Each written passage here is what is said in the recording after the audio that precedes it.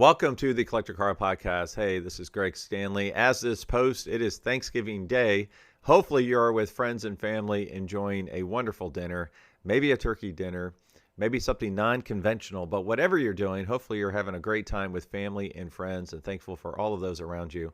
I am actually traveling down to Georgia as we speak, Thanksgiving morning, to visit family and friends for the weekend. So really looking forward to that. But I just came back from an incredible trip to Chicago for the Muscle Car and Corvette Nationals. Now, if you've never been, it is quite the show. It is one of the best muscle car shows in the country, very well curated. And if I had to come up with one theme for the entire weekend, it was muscle car colors. It was just an amazing display. The short term is called MCACN for Muscle Car and Corvette Nationals. And it's funny, as my wife, sometimes she loses track as far as where I'm traveling to, which I do as well. And she asked me, she knows in Chicago and she knows Muscle Car and Corvette Nationals, but she said, "Are you going to Chicago?" And then I said, "You mean Chicago?" Anyways, so great show, great time. The most enjoyable display. Now, if you're watching on YouTube, I'll throw up some pictures here. I really enjoyed was the creativity in the watermelon Mopar display. So they were all green and pink, and the owners even had watermelon shirts to go with it. Very, very inventive, very, very creative. Some of the other stuff that was really cool to see was a collection of 1978 Mustang II King Cobras, one in every color, which was really cool to see. I'm assuming it's every color. There were 8 there. I think they were owned by the same owner, and they were immaculately displayed. Very, very cool. Colin Colmer was able to curate 9 white 1965 Shelby GT350s. And yes, white is a color. Black is the absence of color. And so that was a very cool display, including 2 R models, one of them which was the rarest, most known Shelby of all time, the Flying Mustang, that has sold twice for around $4 million. Wayne Creaney had his GT350 there as well. That was a really cool lineup to see. And then I did a bunch of interviews. So that's why you're here. That's why you're listening. So what do I have coming up? I have Rick Schmidt from MPD, National Park Depot fame, with his unrestored 1964 Ford Galaxie. That is a really cool story because it only has 12 miles. And there's another one, its sister car next to it, that has even fewer miles from new. I reviewed the most highly optioned Hemi Cuda ever known to exist, and it has an amazing story. Such an amazing story that it will actually we'll have a follow-up podcast about it, which goes into some of its amazing international ownership history. And then, I love Corvettes. My favorite year is a 67. I found the owner of a 1967 big block, unrestored 427 car. Very, very cool. Then an owner, his first collector car, 1964 Chevy Impala 409, 425 horsepower, 4.25 horsepower, red Impala. That was really cool. So even more coming up on this episode. But where am I heading to next? Well, after Thanksgiving, I'm headed to California. I'm going to visit the Peterson. I am going to Jay Leno's garage, but only as a visit. I don't know that Jay will be there or not.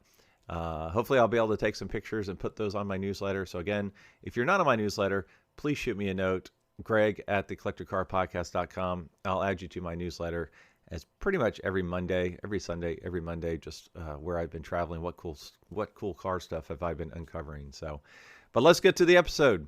As I said, hope you're having a great time with friends and family for this holiday season. Imagine a journey so rare it only happened once. That's the spirit behind Once. Exclusive, one-time only adventures that will never be repeated.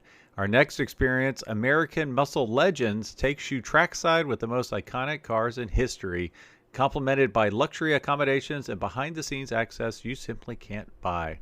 Spots are limited. When it's gone, it's gone. You can learn more at discoveronce.com/muscle.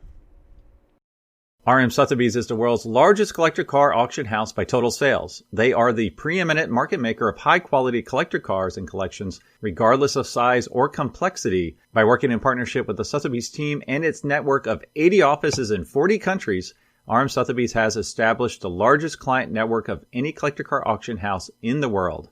Join the RM Sotheby's family by connecting with one of their car specialists at rmsotheby's.com or contact me directly at gstanley@rmsotheby's.com. All right, so I've got Rick Schmick here, previous podcast guest. Rick, how you doing, buddy? I'm doing great. How are you doing, Greg? Good, good. Now, you have NPD, National Parts Depot, and I know you love to collect preservation cars, unrestored original cars, Yes, right? yes. Now, I believe you're actually standing beside one right now. Is this one of your cars? It is. It's what I would call one of my very extreme examples of an unrestored preserved car. Explain that. It's never been titled. It's never been registered for the road. Really? It's a brand new 1964 Galaxie 500 XL, 394 speed, and it's got 12.1 original miles on it. What? 12.1 original? I did not know this when I asked you to be on the podcast. Yeah, it's still rolling on the original tires and hoses and belts. That's why it's here in the vintage certification program, just because it's a absolutely perfect, well-preserved, brand new Ford. So tell us about the vintage certification process. What is that like? Oh, it's fantastic. It's, you know, you get the cars here, they put it up on a lift, they spend an hour or two just really picking through every last detail of the car. And if you do have an unrestored survivor, if there's something that's not quite correct or something where a previous owner has been in there and done something, they'll find it. And some people take judging the wrong way. They don't like to have their car critiqued. But it's invaluable to us. We learn everything we possibly can about a car that we put through this program so that we can fix it and make it as right as possible. With this car, there's not a whole lot to learn because this car has never been tampered with, and we've had it in our ownership since 1993. Wow. And since we maintain a dealer's license, I've never had to title it, and it came to us on MSO because we purchased it from a retired Ford dealer. So that's how it's made it its entire life without ever being registered or having a license plate. So what Ford dealer did you buy it from? The gentleman's name was Bob Mercer. Okay. Bob Mercer Ford in Hickman, Nebraska. He was in business up to 1970. Right. And then at that time, Ford pulled his franchise along with a lot of other small farming dealerships in that area because the big city dealerships were complaining that they were undercutting them and taking away too much business. But Mr. Mercer, between 1962 and 1970, set aside one vehicle a year. And in 1993, he placed an ad in Hemmings Motor News trying to sell all 9 of his Fords, and my dad wound up buying 5 of them. And wow. This 64 is one of them. Do you mind popping the hood, take a look at some of this original goodies here? I know one of the best thing about these early cars is the stickers, you know? Yeah, the battery OK sticker is barely hanging in there. You know, wow. It's pretty well preserved, but you can detect some patina with it because when things sit. Yeah. And, so it's got and storage is very key. You know, since the car's been with us, it's always been an air-conditioned, climate-controlled storage. Right. But prior to coming to us, Mr. Mercer kept all of his Fords in a retired school bus barn, which was basically a concrete block building in the middle of Hickman, Nebraska. So you said 12.1 miles? 12.1 miles. So they didn't really drive these even at the factory much, test miles or anything? Usually the cars would line up, by the time they got it out of the factory, out into some holding lot, and then onto a train or onto a truck, the dealers usually receive the cars with about 2 miles on them. Oh, okay. Yeah, 2 or 3 miles on them. What's this piece of paper right here? I don't know. It's a tag. Oh, it's the antifreeze tag. Wow, that's amazing. Do you mind opening the interior just to take a quick look? So it's black with red interior. Is that a 390 engine? 394 barrel, X code. 4-speed car. Yes. Wow, look at this interior. The interior is really the highlight of the car because the XL option is what got you this bucket seat and console interior with the molded door panels, and it was very upscale. It was kind of because Ford took a lot of pride in its Thunderbird interiors of this same era. Right. And when you bought a Galaxie 500 XL, you really kind of got that rich, expensive Thunderbird interior in the Galaxie. Now what's interesting is this is what, a 64? Yes. So we have a 63 right next to it, don't we? I know that's not yours, but... This car came from the same collection in '93. This is one that slipped through our fingers. That went out to Oregon. So, like I said, we got 5 of the cars out of that ad. This is the first time these 2 cars have been near each other since 1993. Are you serious? Yeah. Well, you could probably buy it today. Yeah. Well, thank Rick. Always appreciate it. Thank you. Appreciate it. All right, I have Mike Mancini here with American Muscle Car Restoration. Now, Mike, we met a couple years ago, 6 or 7 now, I think it's been. And I was in my food business, and I just dropped by to see what you're up to, and I was like really blown away by the quality of work you do up there. I appreciate that. I remember your visit. Yeah, and so you mostly do Mopars, but I know you do other stuff too, but this is one of the most significant Hemi Cudas ever, correct? That's right. This is the highest option Hemi Cuda that anyone knows exists. It's got 30 options on it, and it's a real special car. It was exported originally to Kuwait, and so it has just an unbelievable eye candy assortment of options that they checked off the box. Yeah, and I see that it says it's one of 4 export Cudas known, and you know, these are famous for having their data tags here with the more numbers and letters, the more options, basically, right? Correct, yeah. This is considered a 2-tag car because the options were so plentiful they overran onto a second tag. And that 3rd tag designated that this was a Hemi fender car, which was issued to all Hemi equipped vehicles. So the Hemis had a slightly different fender? Yeah. Is it to do with the motor mount shock towers? No, it was just to accommodate the 15-inch wheels. Oh, for the 15-inch wheels, okay. All right, well, walk us around the car a little bit. If you would, show out maybe some of the rarer parts or the unique options. I know there's one in the back I want to see. And just like point out a couple of the cool things that's a part of only this car. Sure, this restoration was a new old stock and assembly line only type of restoration. It was done with OE certification in mind. So most of the parts are very, very difficult to find, especially for a Hemi. So you've got original parts such as battery cables, radiator hoses, fan belts, all the weather stripping. The weather stripping's original? I mean, original OEM? New old stock, yeah. Oh my gosh, There's wow. spark plug wires, even this fuel hose. This is new old stock. Now they do reproduce this, but if you had them side by side, you'd notice a significant difference. So there's a tremendous amount of parts like these shaker drain hoses. Those are original.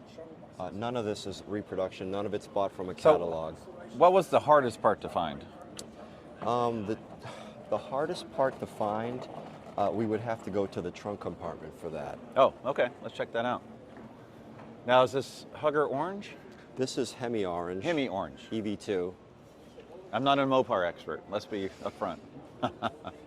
So the hardest part, I'd say the 2 biggest parts on this car that are trick are this new old stock trunk weather stripping. I've only seen one in my entire career. Wow, okay. And the difference is they have an indicator mark molded into the rubber, and they have a skinned construction, so they wrinkle around the corners. If you bought a reproduction, it's just a flat piece of molded rubber. Now, for the average person, we would have 0 idea, right? And even with 0 idea, like, you know, to the average person, hey, it's a piece of rubber, right? Yeah. So how difficult can it be? Yeah. But for this level of restoration and certification and provenance and historically importance of this car, that's what you want. Well, when you're building a car for OE certification, that's the ultimate in Mopar judging. Right. It's even beyond NCRS Corvette judging. They put the cars on lifts, and they spend about 4 or 5 hours on one car going over every single square inch, inside out, top and bottom, to check for originality, correctness, and condition. And so it's a very, very stringent process. And so if you don't have parts like this, you will lose points. The second biggest part would be this trunk mat. In halfway through 71, they switched from a rubber mat to a foam-backed mat. And I happened to be lucky enough to find a new old stock roll of it on eBay several years ago. Oh my gosh, wow. Unfortunately, the roll is about 30 feet long, and there's only about 10 feet of good material on the roll. So I was able to make a mat for this, but we were able to stamp it with all the correct markings that we matched to another original 10,000 mile survivor that we have at the shop. So this is a true representation of what would have come on this car from new. And this is something that no one else would be able to have because the material is unobtainium. Right. And I was fortunate enough and lucky enough to find that material. And there's one more thing that came to mind parts-wise. These tires on this car are 1971 date-coated new old stock tires. I was going to ask you that when I saw those. That's amazing. And they were in absolutely pristine condition. These were purchased at an auction, and every tread still has all of the ink markings from the original Goodyear manufacturing plant. Holy cow. So you've really found some treasures just for this car. Oh, yeah. The car is a treasure, but then you found other treasures to build the car, right? Absolutely. Well, tell us about the slats on the back. I thought this was so cool to see the way you can unhinge them. Yeah, the rear window louvers was a rare option, and actually some states they barred you from ordering them because of obstruction laws. But this is a very rare option, and one of the neat things about this car is they really checked off all the boxes, and it's got all the eye candy options: the rear spoiler, the front spoiler, the louvers, the vinyl top, the billboard stripes. Now, U.S. production on a 71 Hemi Cuda was 59 cars, and total Cuda production, there was only about roughly 1/3 of cars were actually factory ordered with this stripe. So it's very rare. Yeah. You see it on every Cuda because everyone loves it, but really factory delivered, it was very rare. Do you mind opening the door, just telling us a little bit about the inside? I mean, this thing looks like it's on the showroom floor. I mean, you've got the plastic on the... Well, we've gone through everything right through. It's factory ordered with the leather interior. That was a very rare option. And when you order the leather interior, you got these wood grain inserts on the door panels. Oh, wow. Okay. Another rare option is windows. Power windows, a 6-way adjustable seat, which was very rare. Wow. Rally dash, 4-speed console, buckets, and right there it has a dictaphone cassette player with a microphone. So if you're running down the road and you want to record a message to yourself, that was the option to do so. That's nuts. Wow. And inside here, so we carried through with the originality-based restoration. This is original carpeting. You can tell by the installation is very different from what they come with today. So carpeting, headliner was constructed from new old stock material. All of the plastic panels are the originals. This dash pad is new old stock, which is incredibly tough to find. Most of the reproductions are when you have them remolded. They won't be sharp, crisp like this. They have softer lines. Okay. And so this is something that the judges certainly look for. Wow. Incredible. And we just go right through. Pretty much every single component is new old stock. Door weather stripping, roof rail weather stripping, everything. Now, I know that this was quite a story, the history of this car, how it came to the current owner. So I'm going to do another podcast episode with the expert that helped source this car, which will go into the history a lot more. But I really appreciate you reviewing this car, telling us about some of the cool stuff, and just showing the amazing work you do at your shop. Thank you so much. My pleasure. Hey, I appreciate it, Mike. All right, it's Sunday morning. I just have to show this off, this incredible Mako Shark motion performance. You can see the fish scale paint job, which is incredible. But I do have to talk about the Shelbys here. So GT350s, 1965. I think there's 9 of them here. But you know I love Mustangs. You know I love Shelbys. And I often get asked if I could only have one car in my collection, what would it be? And I'd have to say it'd probably be a 350. 65. But here's the most iconic Mustang Shelby ever. There's 2 R models here. And this is it, the Flying Mustang. You can see that's not the most famous picture, but that's one of them. So this car is such an historic car, and I believe it was sold for $4 million twice. So then you have another R model next to it, and then the rest of these are street cars, but they're still rowdy Shelbys. Here's Wayne Carini's, and for his collection, when I was in his garage a couple years ago, I asked him, if you sold all your cars, what's the last car that you would sell? And he said it would be the GT350. So just had to capture these Sunday morning while it's kind of quiet here and not too many folks. So incredible lineup. All right, so I have Kelly Jabwin here with this incredible 1964 Impala SS. Kelly, how you doing, buddy? I'm good. How you doing? Good, good. Well, my uncle has a 63 Impala, not an SS, but he's had it ever since 66, and it is a 409 car. And so when I saw you with this line of incredible 409 cars, I said, I got to talk to you. So if you would, tell me what we're looking at and how long you've had it and where you found it. Sure. So thank you for having me. So it's a 1964 Chevy Impala SS 409 4 1/4. 4 1/4. Yes, sir. Oh, nice. Yeah. I had this for about 4 years now, Okay. and I got it out of Iowa. Why did you want this car? The Impala has been my dream car since high school. Being a 409 and a 4 1/4 is just like the icing on the cake. So was it a 64 you wanted, or was it a 62, 63? 64. 64 is what I wanted. Why the 64 specifically? I like the lines, the body. It's iconic. Yeah. You know, the 63, 62, it's subtle differences, but the 64 is always the style that I always like. So what I've always loved, I always liked the 63 because my uncles, and I've been drooling over it since like the 80s.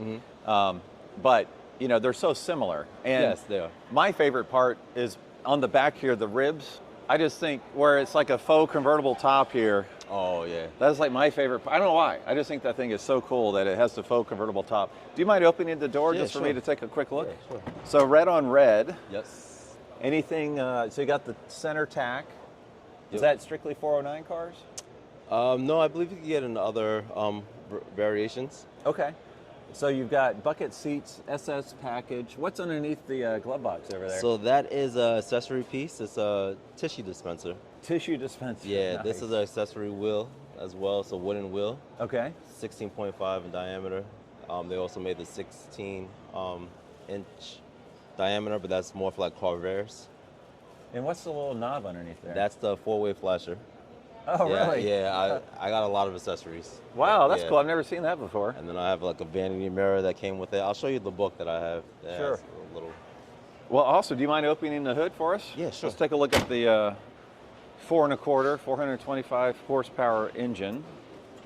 Wow, that's beautiful. Now, one thing I always remember is this glass bottle is not always the easiest thing to find, right? No, they make the reproductions, but you could find it. But I Yeah. try to get everything either NOS or OEM. I'm not really big on the reproduction. Now, how nice is it to drive? Do you? It's nice. Yeah, just hearing that engine roar.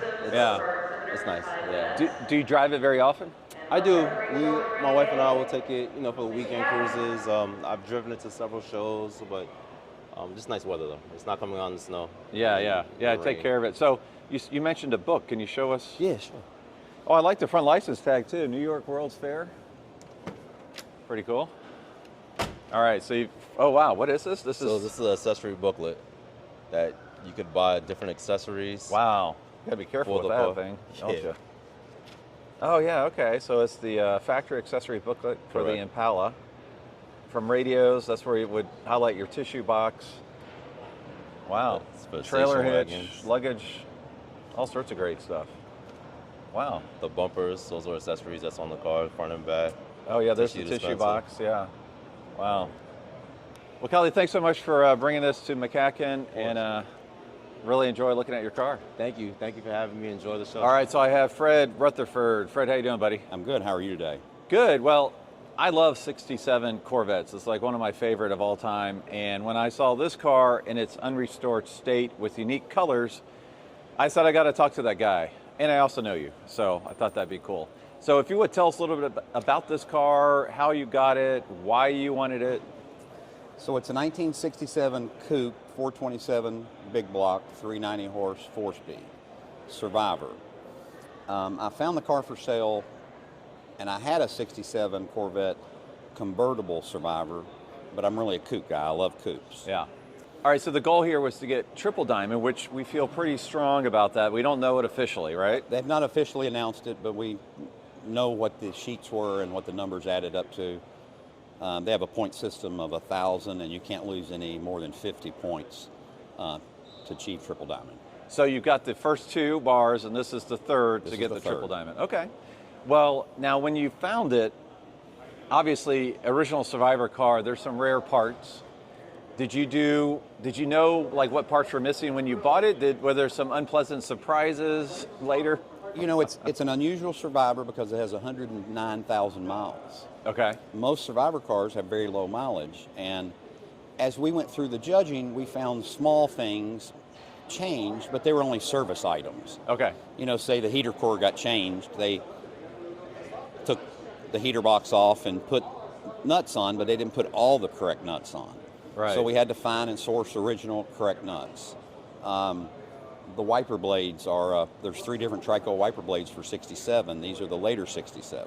Okay. It was very hard and expensive to find the correct NOS wiper blades. Now, what's the color combo? Because it's a unique color combo It's here. Elkhart blue with a teal stinger, which is kind of almost a tone on tone. And it's an original stinger, so it's original. All the paint even here is original, besides all over the car. Elkhart blue was the second rarest color to black. And most of these came with a teal interior, which is pretty unusual.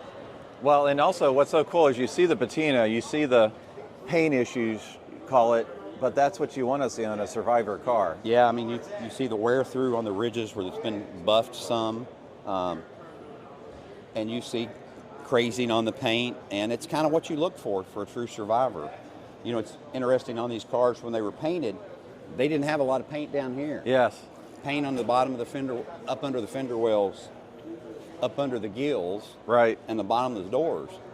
They didn't bend over and paint those areas. So when you have the car up in the air, a Survivor car, you really see where the That's what you paint want to didn't see. get. You want to And see. you want to see that. Yeah. Do you mind popping the hood? I know there's an interesting story about the air cleaner. So to have an original air cleaner on these cars, this is a reproduction that has yellowed paper, but an original one of these are anywhere from around $5,000. $5,000 for an air cleaner. For an original air cleaner that cost more than the car did new. Right. So, yeah. So the air cleaner today costs more than the MSRP on the Corvette when it was new. That's incredible. And there's a guy here with 3 cars, 65, 396 big blocks, and all 3 have original air cleaners in them. Wow. He puts them in the morning, takes them out at night, takes them back to the room with him. You don't want to have them disappear all of a Sitting sudden, around, right? no, Well, do you mind showing me the interior a little bit? not at all. Now, is that the faux wood steering wheel that was in 67? Yes, Okay. that's the correct steering wheel. The best thing about this, my friend Kurt Richards there, he got everything working on this car as it's designed to. Wow. We didn't realize you get to Bloomington and they asked to do an operations. Oh, okay. So I had to turn the defroster on. Well, everything from 40 years came out of the defroster everywhere. But everything works on the car from as it's designed to the clock, the windshield washers, all the lights on the dash, you know, the courtesy lights. But door panels are original, seats are original, Floor mat. floor mats are original. So those would have been clear back in the day, or translucent, right? Yeah, and I'm convinced the guy that had this car, it was in Connecticut for 2 years, and then in 69, a gentleman bought it with 21,000 miles, and then he moved to North Carolina.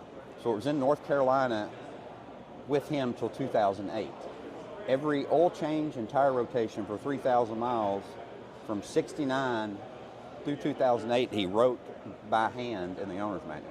Wow. And I'm convinced he was a blue-collar guy that really took care of it for it to survive in this many miles in this kind of condition. Well, the other thing I love, which when I see it, I absolutely love it, you got the original dealer placard back here. Was that Russell? Yep, it came from Russell Chevrolet in Connecticut.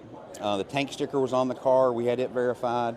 We got the delivery paperwork from Russell Chevrolet. What does that say? Fairfield, Connecticut? Fairfield, Connecticut, and it's still in business. Oh, and you got the tag. Wow.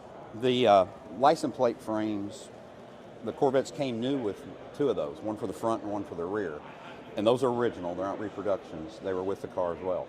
Can you pop the trunk? I'm just kidding. There's no trunk. Almost, but no. Well, thanks, Fred, for bringing such an incredible car to Muscle Car and Corvette Thank you. Nationals. It's the most incredible show here. I highly recommend it. Oh, all right, this is one of my favorite parts of MCACN is the vintage certification area. So these are all unrestored cars that are here to be verified, and they check everything, including date codes of the tires, the hoses. So we have a 64 Ford Galaxie 500 XL owned by Rick Schmidt, who you would know if National Parts Depot. Here's a 63 Galaxie XL. Boss 429, unrestored.